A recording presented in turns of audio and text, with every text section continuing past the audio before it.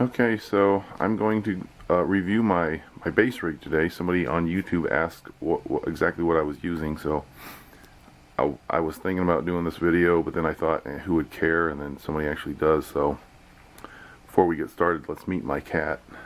Hi, Spider. His name is Spider. He wanted to watch, so he's in here. Well, basically what you see is I have four cabinets: the new high drive Hartke bass cabinets, and the older XL series aluminum cone. How I ended up with two stacks of mismatched cabinets. Well, first I had the XL series, and I kept those at my folks' place an hour away. And the reason they're all here today is because the stepdaughter moved out, so now I have room for it all. While the XL series were being stored in an hour away, I had a gig and I went ahead and bought these because I just didn't want to bring these here and have them ruined by the cats, because the cats would tear up the carpet. But the arrangement that I got in here now is I got stuff all around it, so it's working out. Anyway, so here's my rack. So basically I like to use the Jackson bass, and I am a thrash player, so you know, obviously there's going to be a lot of tonal differences, tonal similarities between me and David Ellison's tone. I also have similar influences to the guy, so I kind of grew up and ended up sounding a lot like him, playing a little bit like him as a thrash player. Here's my rack. It has the top, the old Furman, you know, it's the light strip, so you can see your racket on a dark stage. It also has a power strip in the back, which everything's plugged into. Then I have a ToneWorks tuner by Korg, which has seen some use. I have the old Alesis 3630 compressor. It also has a noise gate on it with a limiter. And when I'm practicing in here or making bass cover videos, I don't use that because the rig has to be turned up to a certain loudness for that to engage properly, otherwise it cuts off my sustain. So I use pedals in that case. Moving along, we have the LH1 1000 watt Hartke bass amplifier. I like to set my bass at near 8, my mid at near 8, and treble backed off to 6, and the volume for practice is, of course, as low as I can get it. And then I also have the Gallien-Krueger 800 RB. I bought this back in, I think, '93 for recording and used it live. And you know, a lot of guys set their tone knobs to a mid-level, all straight. But I like a lot of bass, and I like some treble. So what I use for pedals, the old DoD stuff. You can't get this anymore, they don't make them. I have a bass compressor for practice. I have the DoD FX42B for bass, EQ pedal, and this pedal is what I consider my secret weapon. Before they made one for the bass, I bought one for guitar, and I used that back in all the way back in 1986 and 7. And it would take an underpowered amp and make it sound decent, you know, back when I couldn't afford good gear. I also have the stereo don't want to move that. I have a stereo course, so I can run both heads in stereo or hook up all four cabs.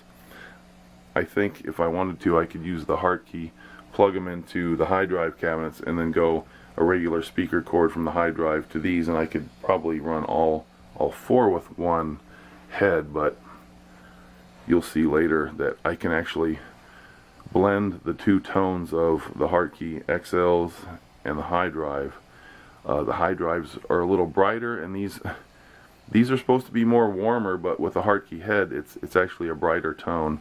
Over here I get a bassier tone. So what I do is I blend the two, and I guess I can show you that in a minute. I also have a delay pedal, which doesn't get much use, and a DoD death metal pedal distortion, which doesn't get much use anyway. I'll hook this camera up on the stand so I can show you some of the tone.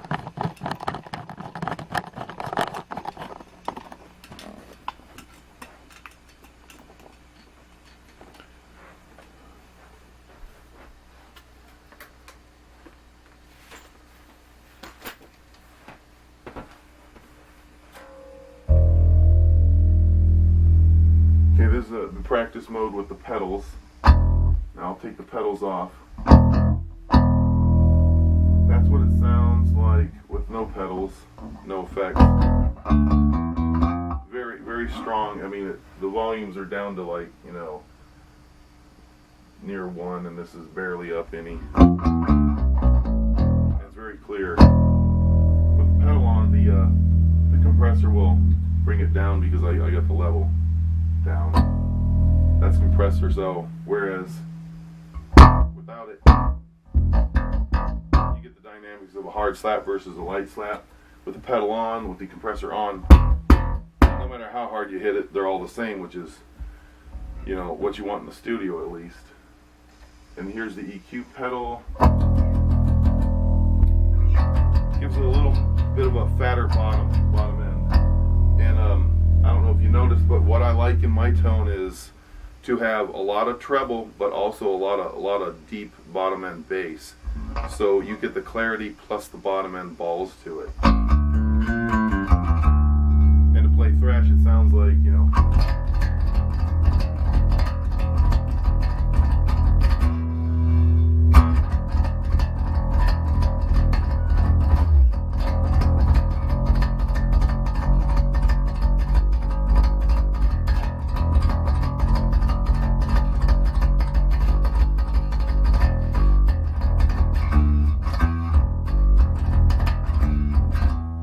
So it sounds good.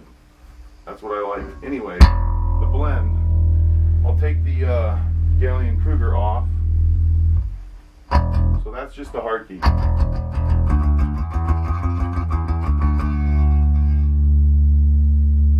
All my knobs are full, treble, bass, both volumes up.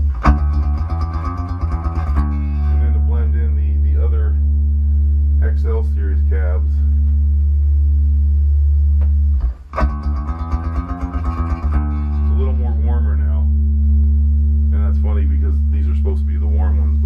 That's what I get out of it. Now we'll take my bass compressor off and I'll go with the rack compressor. And it's set to a whole lot louder level, so. And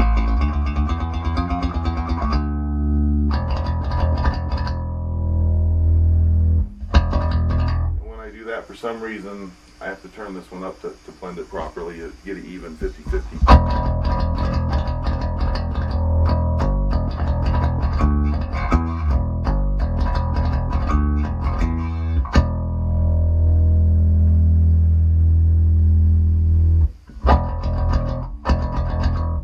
This is without the Hartke.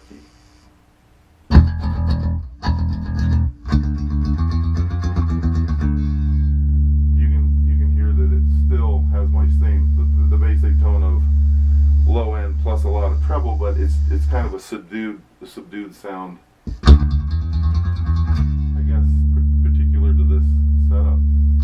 When I add in the Hartke. It's got that clippy, chippy, clankety sound then.